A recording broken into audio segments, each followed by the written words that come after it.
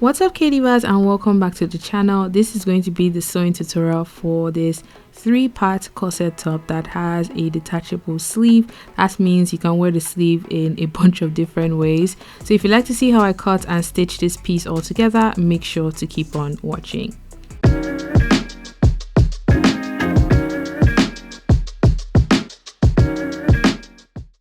Before we get into the video, if you haven't subscribed already, this is your prompt to do so. Let's try and grow this community even bigger. It's come to my attention that 69.6% of you guys watch and are not subscribed, so please click that subscribe button. Let's try and grow the K-Divas to 500k. I believe we can make this happen. So engage with this video, leave a comment down below, give it a thumbs up, and let's get into the tutorial.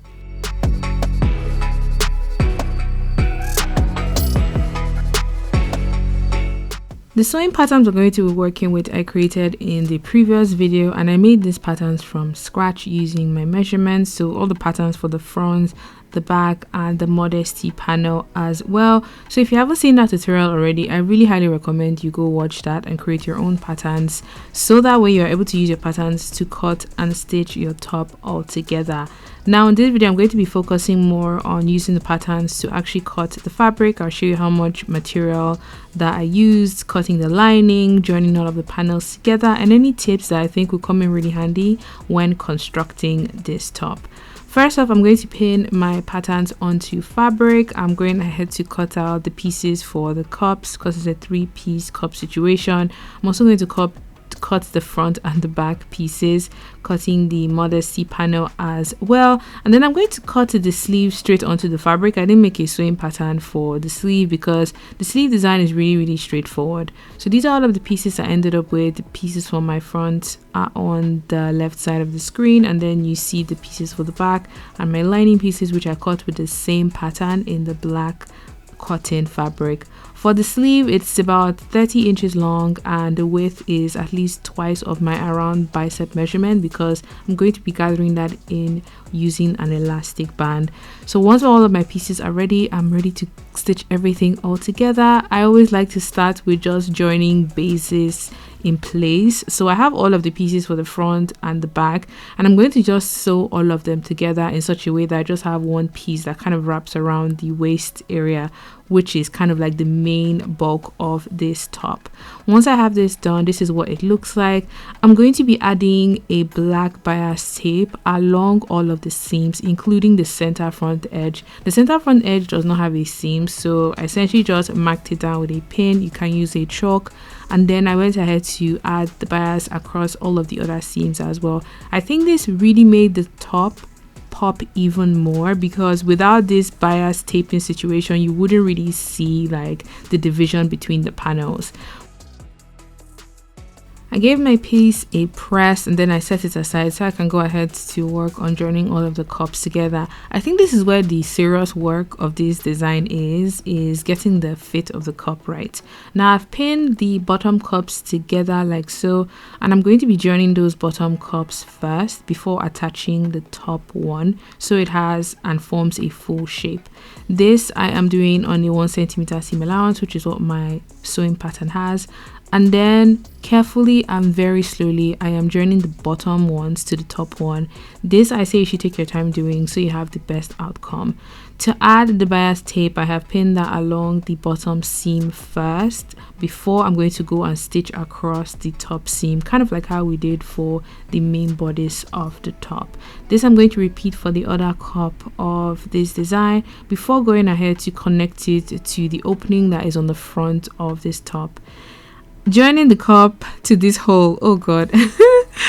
The fear of cups is seriously real because it's so tricky to fit those two curved seams together. And even for me, this was very stressful. Like if you have to unpick this and do this a few times, there's nothing wrong with that because you're essentially trying to fit two very curved edges together. So Notches on your patterns are going to come in very handy, because that way you're able to match points in place. But if done correctly, the outcome is so beautiful and so satisfying.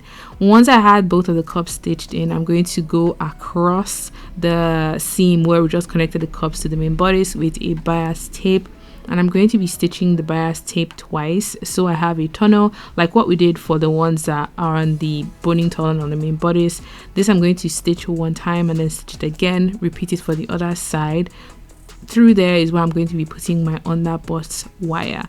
But first I'm going to be adding my boning into all of the tunnels that we've created using the bias tape, and I'm using simple plastic boning. Just ensure that your boning is a little bit shorter than your tunnel on top and along the bottom, so when you stitch your lining in place you don't have anything interrupting your seam.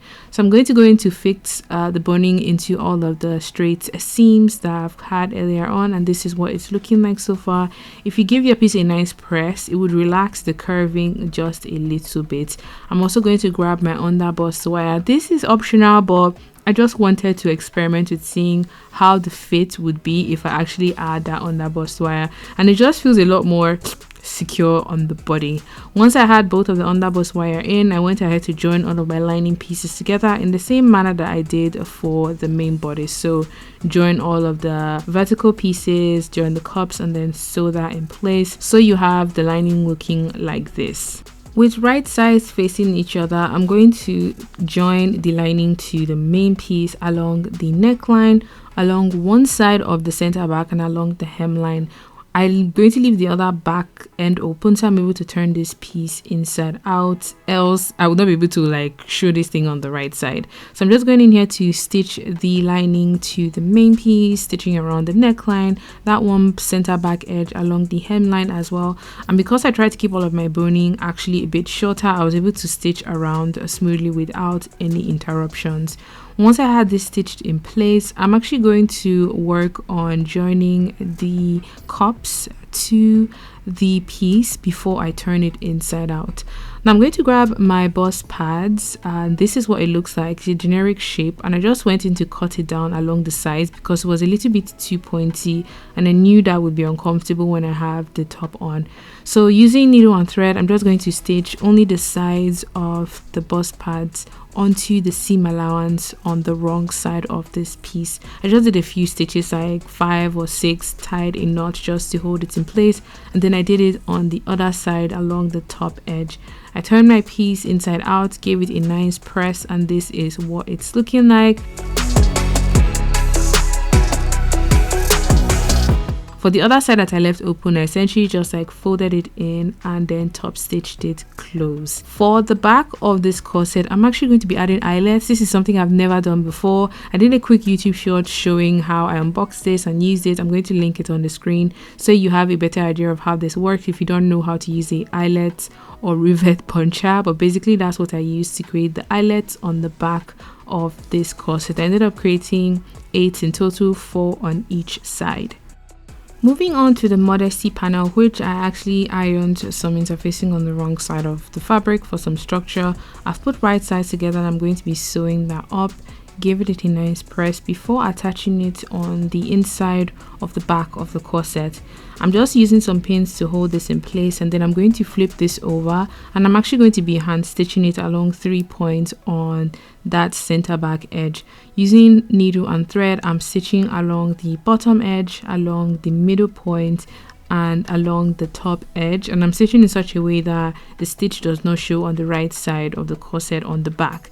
Adding a modesty panel is optional, but I for one, I just like to have it there to cover my skin when I add the lacing and everything on the back of the corset. Now the final thing I'm going to work on is the sleeve, and the sleeve is essentially this rectangular shape, and I've marked 6 inches above the hemline because I want to go in with an elastic. The length of the elastic is about half of that entire length that I just marked with chalk.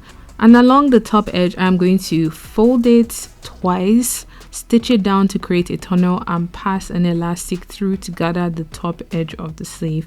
Now for the chalk line that I marked around the hemline, this I'm going to pull the elastic as I sew, then I'm going to go ahead to work on the top edge. So this is what the sleeve would look like, sort of like halfway through. Once this is looking and feels good, I'm going to put right sides together so I'm able to join up the side seam of the sleeve and then hem the bottom of the sleeve as well. So I'm going to repeat this for this sleeve here, and then I'm going to create the other sleeve for this top.